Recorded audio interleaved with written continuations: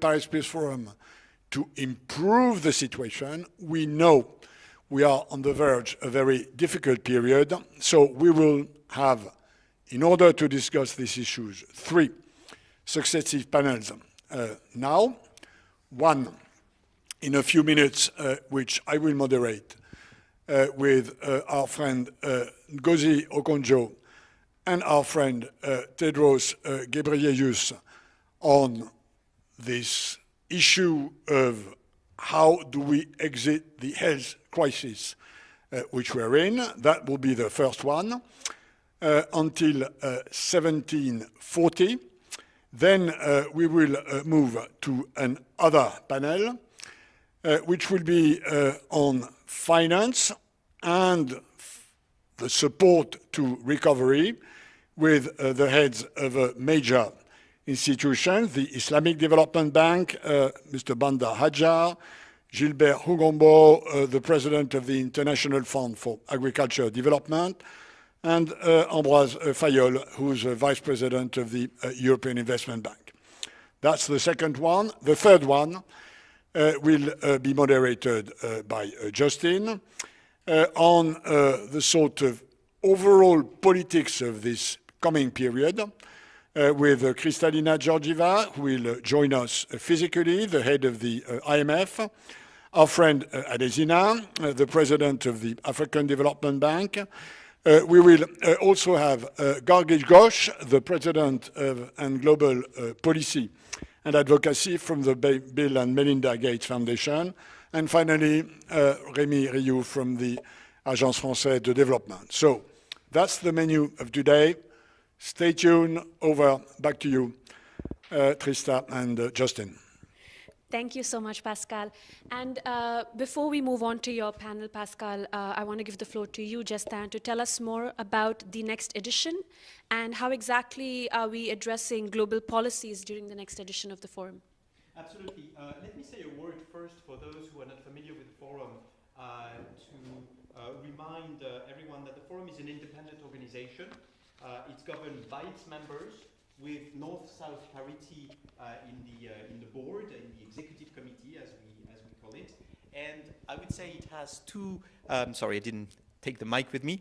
It has two important features. First, the forum is a multi-actor initiative. It's open to all. Since 2018, we've received more than 150 heads of state, government, or international organization. We've had hundreds of NGOs, hundreds of companies, foundations, and 25,000 people from more than 175 countries. This is for the numbers, but that just illustrates the fact that we're really open. Second point, the forum is not a conference. It's a place to get things done, not to get things said.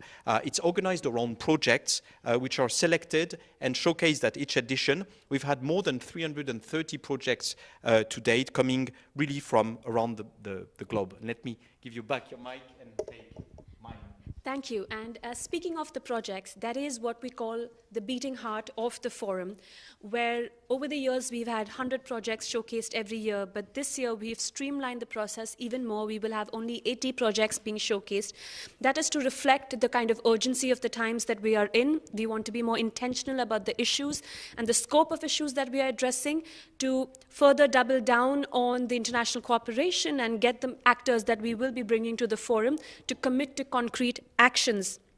So with that, I would add that on top of the projects, we are sort of putting the emphasis on the deliverables. So, for example, at the last edition in 2020 on vaccines, we had $500 million of extra money pledged to COVAX through Act A, the Access to COVID-19 Tools Accelerator, and a relaunch of the Act A political dynamic, I would say, but also the Finance in Common Summit, which I'm mentioning because we'll have Rémi Rioux and President Adesina and other actors of that, gathering all the public development banks in the world committing to aligning their investment with the SDGs and the launch of many other initiatives.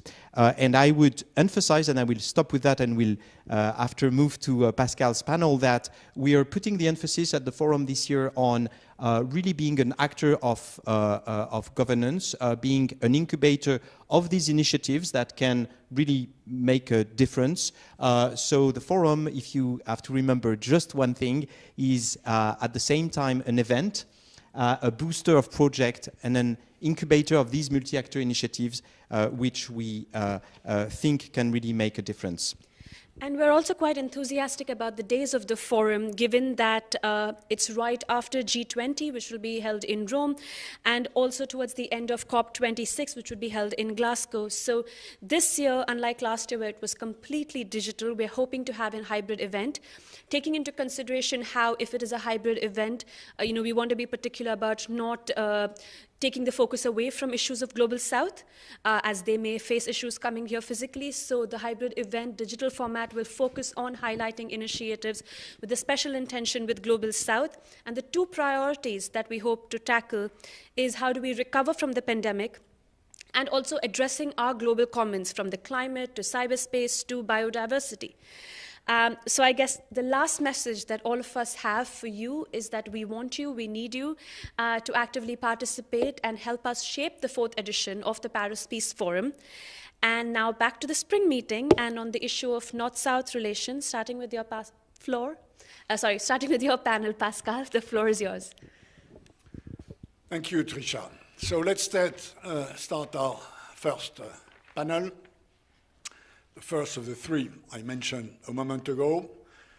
And it's a panel with two DGs of two international organizations, both of which are right in the spotlight of international attention, both good friends of the Paris Peace Forum, good friends of the president of the Paris Peace Forum, Ngozi Okonjo, who just became DG of the World Trade Organization, and Tedros Ghebreyesus, who is the DG of the World Health Organization. Both of you are right into the center of this crisis for various reasons. And I will start with one question, which I will ask each of you to answer, and which is the following one. As we see it in the Paris Peace Forum, this world is at risk of what could be called a vaccine apartheid. This looming risk comes from the obvious disproportion between the proportion of populations which are covered by vaccines on the north and the proportion in the south. This disproportion we see in the Paris Peace Forum as a big problem. So, question for both of you, starting with Tedros and then with Ngozi. Do you agree that we have to face this situation, and what would be your recommendation on how to address it from where you are on the WHO on the one side, dealing with health, and then the WTO on the other side, dealing with trade? So, Tedros, you answer first.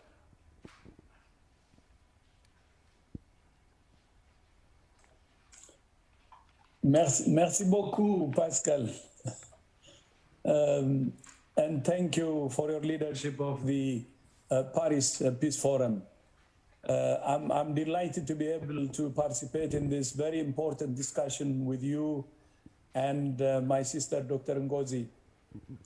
I think I would go one step further and say not just that the world is at risk of vaccine apartheid, the world is in vaccine apartheid. As you know, high-income countries account for 15% of the world's population, but have 45% of the world's vaccines. And low and lower middle-income countries account for almost half of the world's population, but have received just 17% of the world's vaccines. So the gap is really huge. The most frustrating part is that this is not an expected situation. It happened before. We know from our experience with HIV and other diseases that without intervention, market forces exclude those with the least financial muscle. That's why WHO co-founded the Access to COVID-19 Tools Accelerator, which includes the COVAX facility, in an effort to achieve the most equitable access possible to tests, treatments, and vaccines. By the way, my sister Ngozi was chairing the ACT Accelerator, principals group.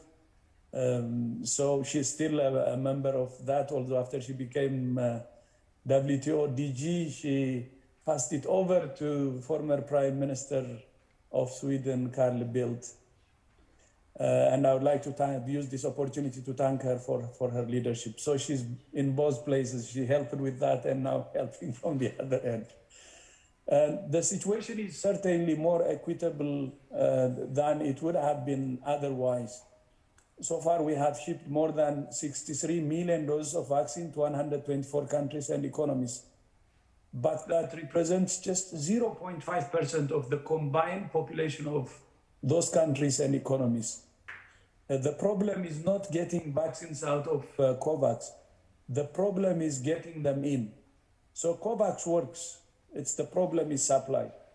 And we all know the reasons: vaccine nationalism, vaccine diplomacy, and severe supply constraints. Even now, some high-income countries are moving to vaccinate children and adolescents, while health workers, older people, and other at-risk groups around the world remain unvaccinated. The consequences are clear to see. Cases and deaths from COVID-19 globally remain at or near record highs, and new variants threaten to unravel the gains we have made. The basic problem is a lack of sharing. So the solution is more sharing. First, sharing financial resources to fully fund the ACT Accelerator, and within that, the COVAX facility, not just for vaccines, but for tests and treatments as well. And second, it's about sharing doses with COVAX, which is the fastest and most equitable way to distribute vaccines globally. And third is sharing technology, know-how, intellectual property to scale up manufacturing of vaccines. Thank you, Pascal, and back to you. Thanks very much, Tedros. So, sharing, and beefing up one of the existing instruments to facilitate, to oil this sharing, which is COVAX. Ngozi, where you are now, what's your assessment and where you sit in the World Trade Organization? Where do you see what needs to be done? Well, thank you, Pascal. I couldn't agree with my brother more. I think Tedros has really set the scene. So let me just build on what he says. First, I was very privileged to be WHO envoy on COVID-19 for Act A. So as he said, I've been privileged to be both on the WTO side and also on the WHO side somewhat. So based on that, I'll just compliment. He's talked about,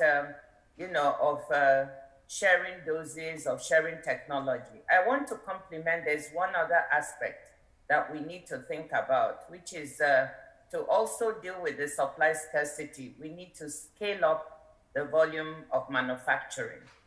And it's really important. We talk about the vaccine inequity that we see, but this has repercussions even on the economy. I mean, the IMF estimated that if we could accelerate the distribution of vaccines, the world could add $9 trillion more to GDP between now and 2025, of which 4 trillion will accrue to the developed countries and the rest of the developing. So it makes sense health-wise to have a more equitable access to vaccines for everyone. It makes more sense economy-wise to do the same. And I'll repeat what I've said elsewhere. Vaccine policy is economic policy, is trade policy. Until we get it right, the world cannot recover in a sustainable fashion. So one of the things we've got to do, a couple more things we have to do. One is look at how to scale up manufacturing. Right now, the world is capable of manufacturing about 5 billion doses of all kinds of vaccines. But now we need double that, 10 to 15 billion doses, especially if we are going to have booster shots. And the point is we don't have the manufacturing capacity to do this. 80% of exports of vaccines come from 10 countries in North America, Europe, and South Asia. So you can see that it's very concentrated. And when there's a problem, as you have in India now, where a great deal of the world's vaccine manufacturing takes place, it's very difficult politically for the leader to say we're exporting vaccines when cases are spiking in the country. So this makes the case for better distribution of manufacturing capacity. I mean, Africa, with 1.3 billion people, for instance, imports 99% of the vaccines it uses, and 90% of pharmaceuticals, has 0.17% of the manufacturing capacity. So because of all this, a month ago, I convened a meeting of vaccine manufacturers under the auspices of the WTO, to which Dr. Tedros was kind enough to join hands with me to launch this meeting. And the whole idea was to see how we could contribute to solutions. What do manufacturers want? What do developers want? What can the WTO do to help make things work better? And we found a couple of things that are interesting. First, that there's still some manufacturing capacity that can be reactivated in the short term, because most of the manufacturers say that there isn't really that much. But we found some emerging markets like Pakistan, Bangladesh, Indonesia, South Africa, and Senegal, in all said they could have some ability to manufacture if we could turn the facilities around in the next 6 to 9 months with additional investments, and of course with transfer of technology and know-how. So we do have some possibility now to turn around some manufacturing facilities and add more. Even in India itself, there's still capacity. Then we also need to invest for the longer term. And we have countries like Singapore who have invested now, will be ready in 2 years to be able to turn out large quantities of vaccines.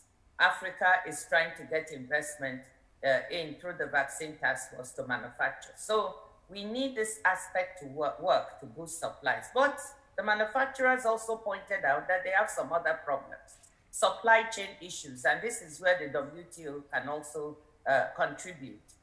They talked about the fact that their supply chains are intricate, and so any disturbance means that it's difficult to, it has a deleterious effect on production and supplies.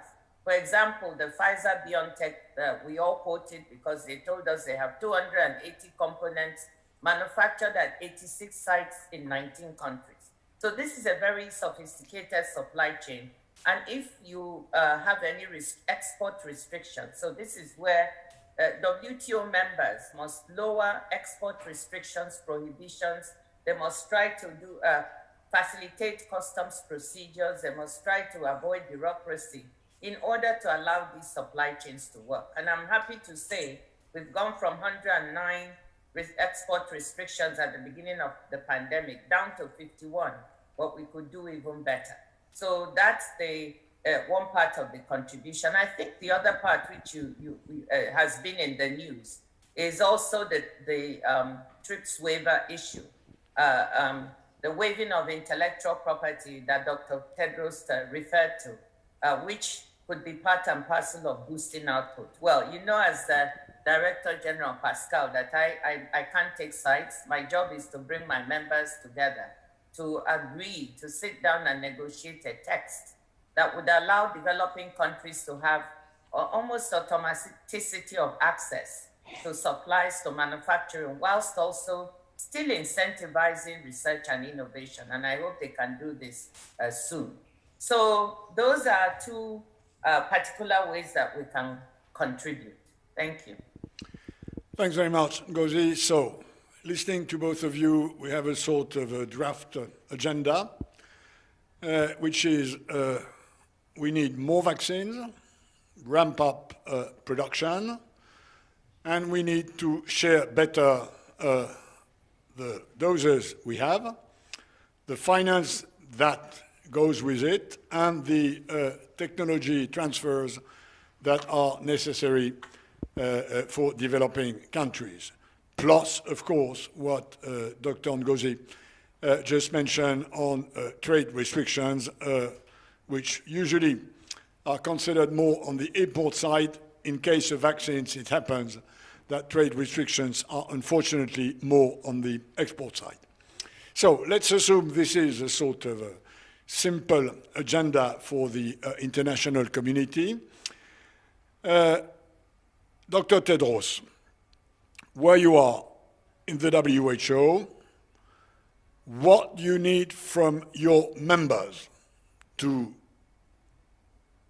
follow this reasonably rational, simple agenda, what you need from the UN system, what you need from the G7, what you need from the G20, what you need from the Paris Peace Forum.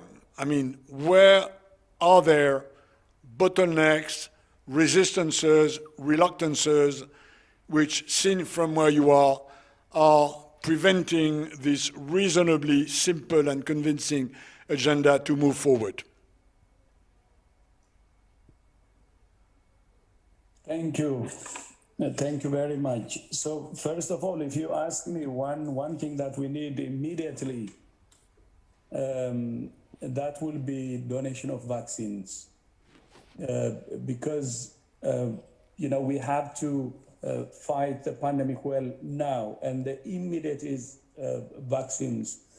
And we have been asking countries to donate, and of course, some countries have already joined, like New Zealand, France, Sweden, Denmark, and the US, and we expect more countries to join. As you know, there are still countries who haven't received any vaccine, and even from those who have already received vaccines, they don't have a second shipment to use for the booster. So the acute problem should be addressed first.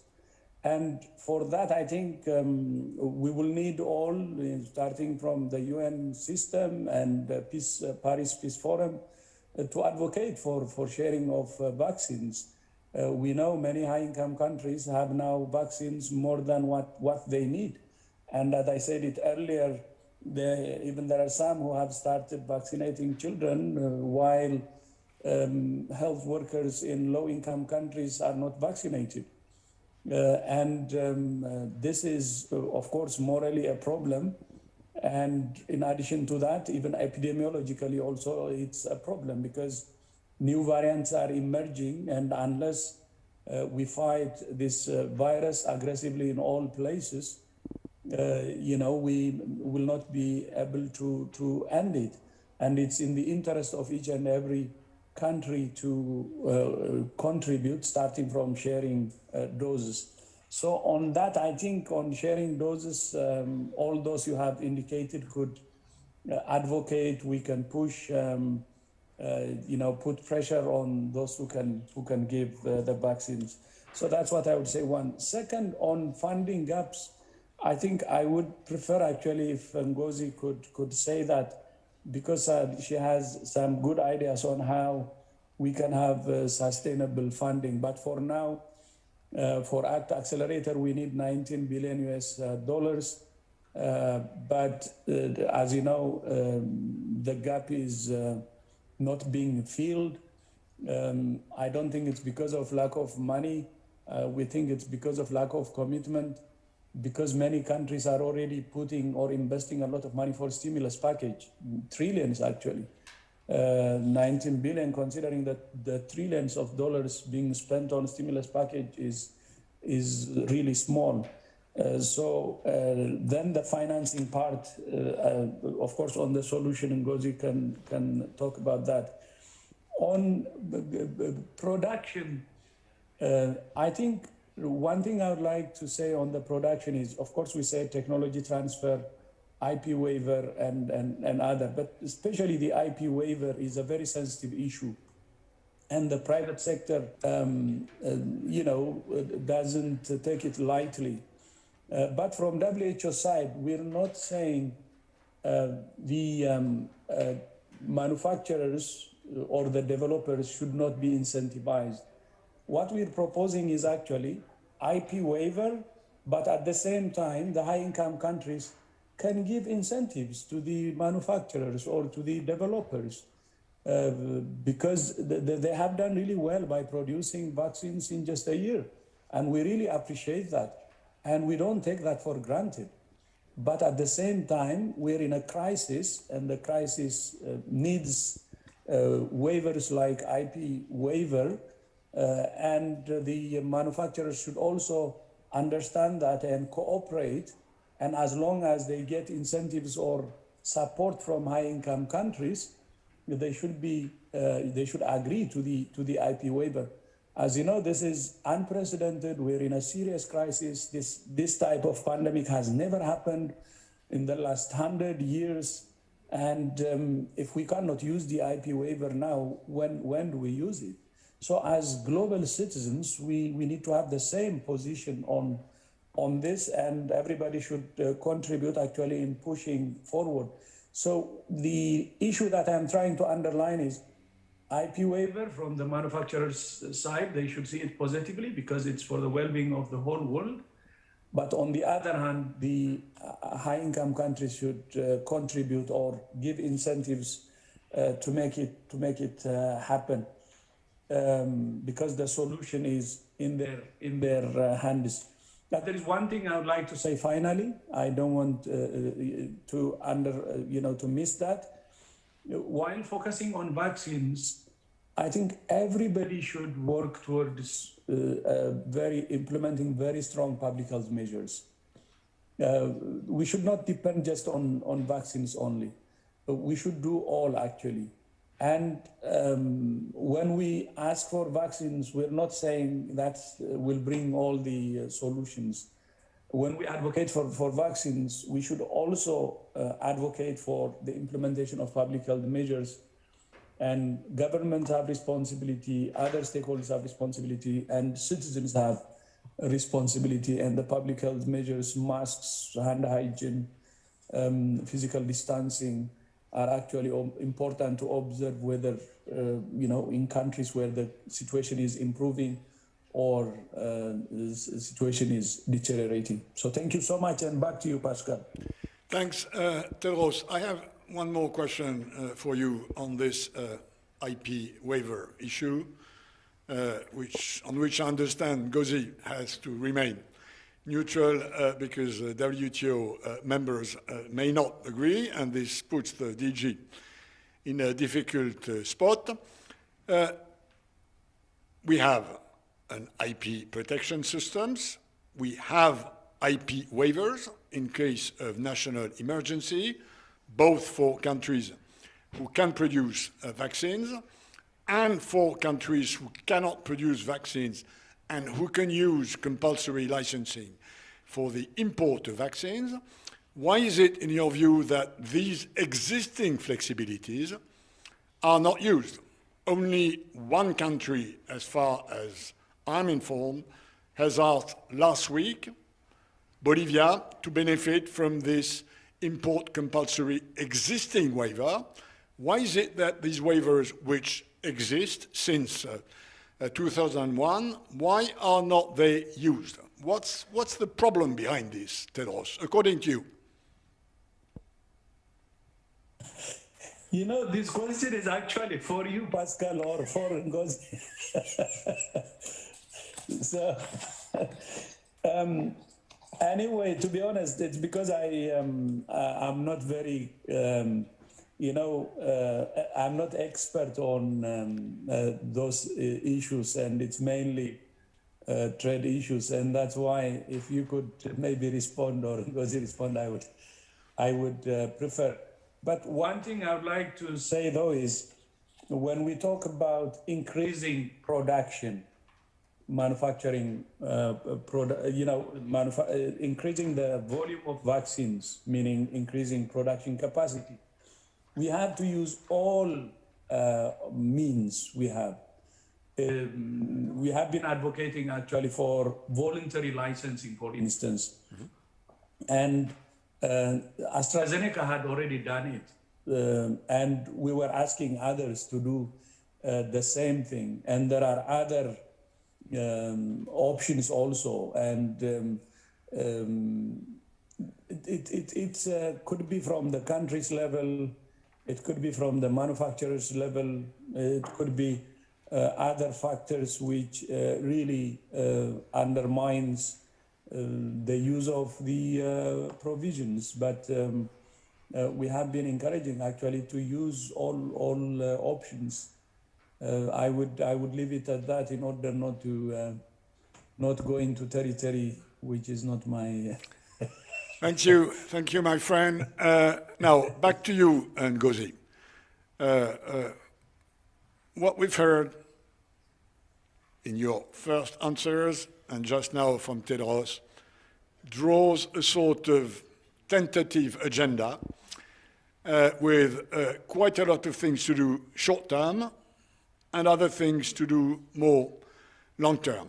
How would you range these priorities, Ngozi, with your position in WTO now, but also with the experience you had in sharing the Gavi process, which of course connected you quite closely before you were elected at the WTO with this COVAX ACTA initiative. So in many ways, we are lucky to have you with a sort of cockpit view. You've, as Tedros said, you still have a foot on many sides. What would be the sort of list? Let's assume the Paris Peace Forum would ask you for what should we ask the G20, the UN, the Security Council, the G7 to do. What would be the short list in your view? Well, thank you, Pascal. Before I give you the short list, let me just, I think my brother Tedros challenged me to say one or two words on financing and a little bit on the complexity of the IP. Very quickly on financing, I mean, the world has underinvested in preparedness. You know, look at what we're doing. The rich countries have almost had to implement 28% of GDP in fiscal stimulus. Emerging markets, about 6.97%. Poor countries don't have the fiscal space, so about 2%. You see the gap.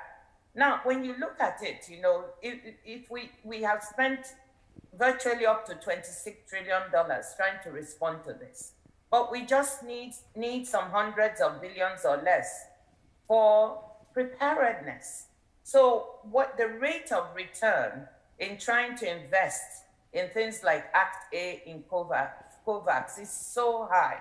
So that's what I want to urge, that we put forward the few billions we need in order to save us trillions. And we should do it now, because I'm not sure how long this pandemic will continue or continue to flare up in different places. Surely also we should do it to prepare for the next pandemic. We need preparedness, response, and resilience. Those three things have to be invested in. So that being said, a quick word on the use of present flexibilities of the IP. What I hear from poor countries, developing countries, is that it's complex. We are trying to help Bolivia at the moment to use the present complexities, and it's going well. But they say there's a lot of work to do with their own legal systems, and that when people are dying, they don't have the capacity to do all of that. So they want something simpler that will kick in when we have this kind of pandemic. So we should look at how the present flexibilities, what we can do, new flexibilities or a new approach. I think that is why I'm urging members to sit down with the text so we can actually come up with something that will work for both sides.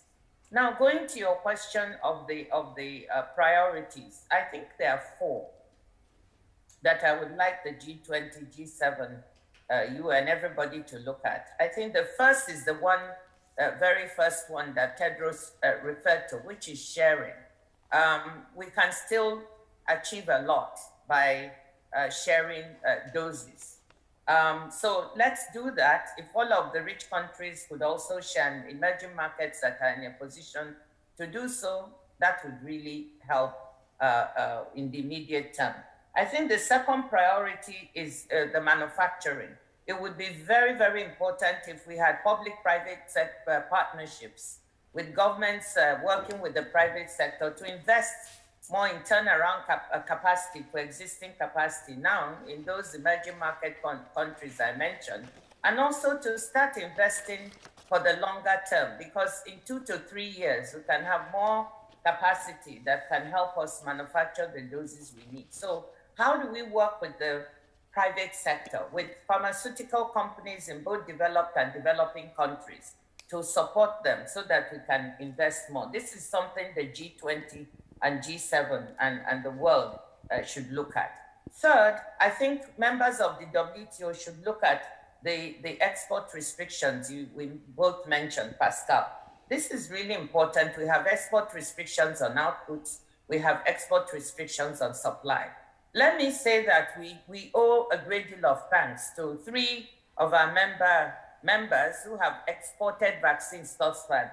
China, the EU, and India have exported more than 40% of the supplies they had before EU and India began to clamp down on this. So we owe them thanks. But we urge them to really look at this, because poor countries, some have not even received any doses, like Tedros said. And so that it's urgent that we lift restrictions on outputs, but also even on the supply chain. Some of our members have restrictions on the export of raw materials and supplies that are needed to manufacture these vaccines. So I would say that that's a second top priority. I think a third one is this area of agreeing on transfer of technology, and this is where the IP issue comes in. I simply want to say to pharmaceutical companies that the faster they can work on voluntary licensing, again, like Tedros mentioned, now, before the agreement is sort of signed off, the better. If they could move faster, I think that would really help the world, and it would help to ease some of the discomfort with the inequities we're seeing. And then finally, our members, many of whom are in the G20 and the G7, we need to sit down at the negotiating table and actually look at text. People are dying. The faster we can sit down around text, the better. And I feel, Pascal, that we really can come to a sensible agreement that will serve the concerns, meet the concerns of both sides. So those are my 4 priorities. Thank you. Thanks very much, Ngozi. We are nearing, we still have 5 minutes left for this panel. I'm looking at the list of questions that appears on my screen. 2 of them have already been dealt with. They had to do with this IP protection / waiver issue, which we discussed. I have 2 other questions which I see on my screen, and I will ask both of you to address them in your final answers. One has to do with South-South cooperation. Is there a possibility, a case to be made that more South-South cooperation should be available to address this vaccine scarcity, unbalance in distribution? So is this something that makes sense according to you? Are your organizations considering this? And the second question, given that both of you come from the African continent, and the second question is, if we look at the specific case of Africa, which, as we know, has a solid lack of coverage, including to start with the protection with the vaccine of health workers. What would be the plan for Africa? What would be your plan, Tedros? What would be your plan, Ngozi? So these two questions for both of you. South-South cooperation, question mark, or has the North, given its advance in production and science on vaccines, although China, India, South Africa are clearly now part of the game, as we've heard. So is it an issue where South-South could do more and push the North to something which is more triangular? And what about the priorities for Africa? Tedros. So why not to, so you want to start from me? I thought you would mix. Thank you. Okay, so on the first one, the South-South cooperation, I think is important. It has some advantages, especially in technology transfer, and that has to be pursued. But it should not be either or. At the same time, we can have the North-South cooperation also to increase, or partnership to increase production capacity.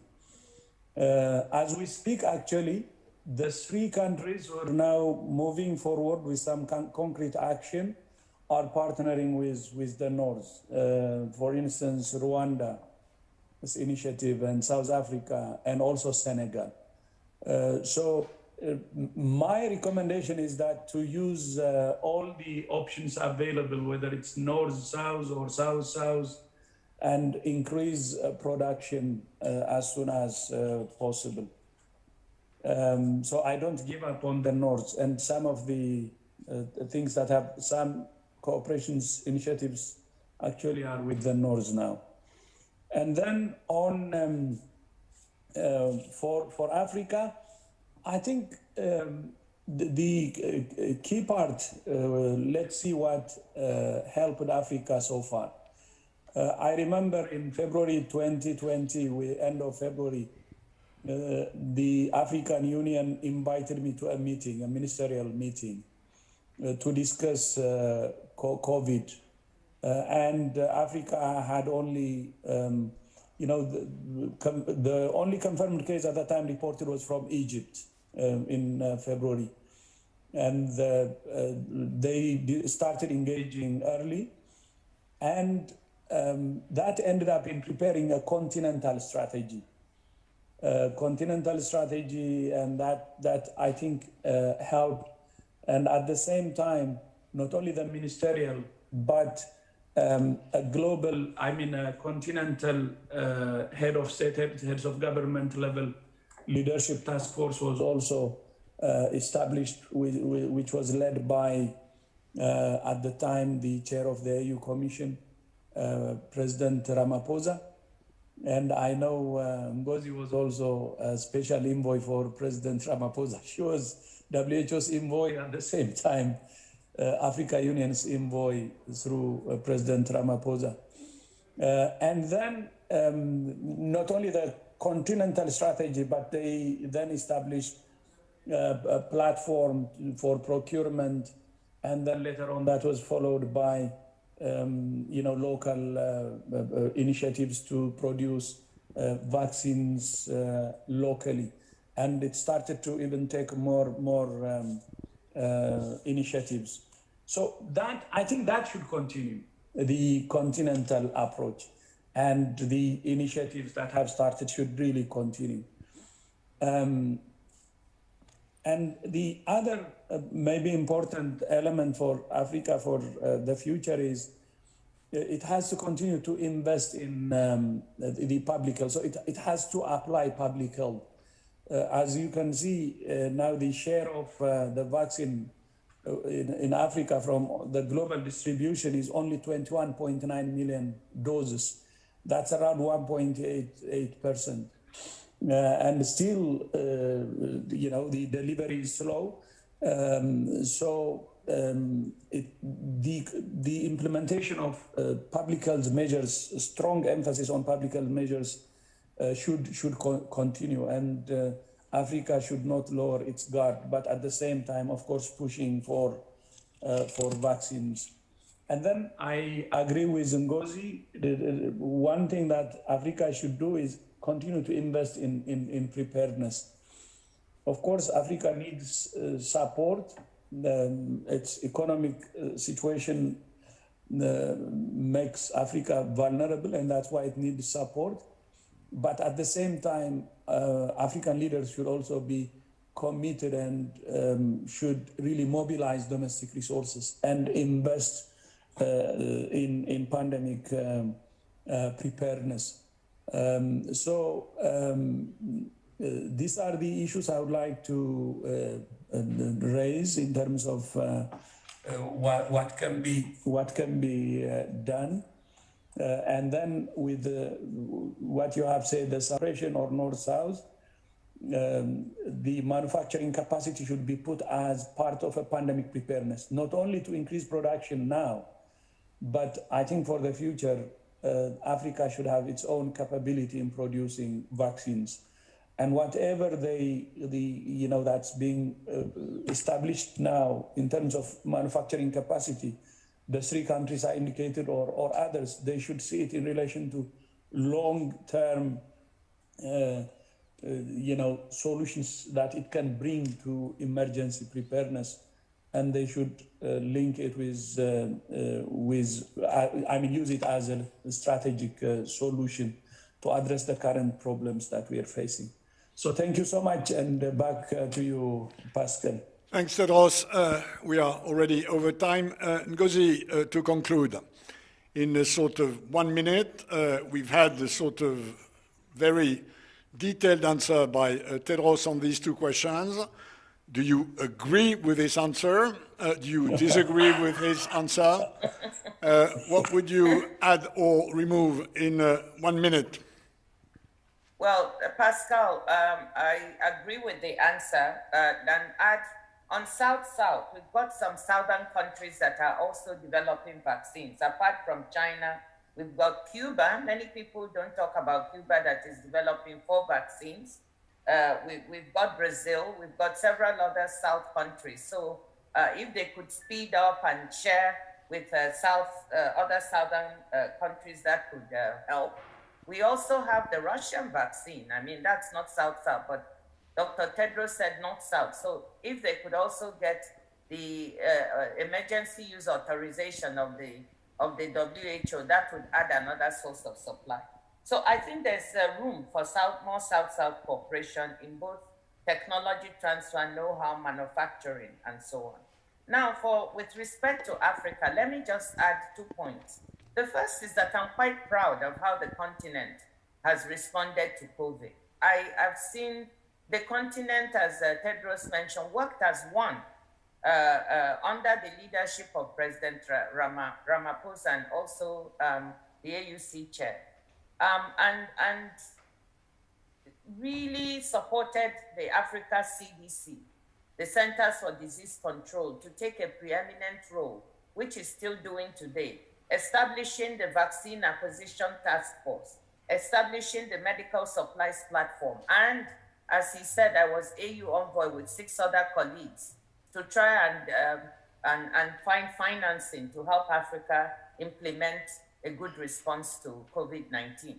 So the continent really did well. I think what we need to focus on now, and probably end with that, is how do we invest in the institutions of the continent in order to help it build resilience and respond better next time? How do we do that? And apart from manufacturing capacity, I'd like to see us invest in financial institutions on the continent. Afrexim Bank has played a critical role. Let's help recapitalize it and make it stronger.